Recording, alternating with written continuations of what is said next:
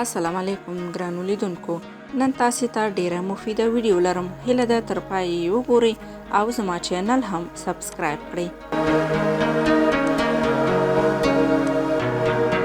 د پښتون ژغورنې غورځنګ مشر منظور خان پښتين وایي چې د پاکستان د بهرنیو چارو وزیر د کرتارپور لارې د خلاصولو لپاره په وار هند ته زارۍ وکړې چې دغه لاره خلاصه کړي، تر دې چې پرون دغه سوداګریزه لاره خلاصه شوه، خو په چمن کې دا څو ورځې لارون هم دی.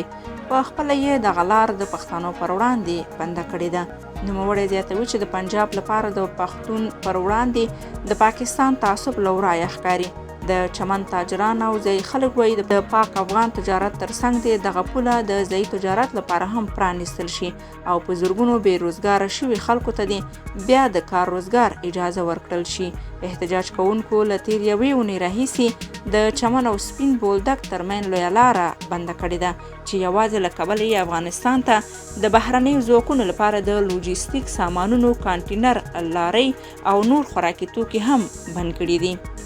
منظور پښتين همداراز په خپلو څرګندونو کې وایي چې د چمن د خلکو له اوږدو اعتراضي غونډو سربیره بیا هم پاکستاني ریاست چوپ پاتې دی او نه پرېږدي چې د چمن په اوږدو کې له برې پښتونخوا سره پرتې دروازې خلاصې شي.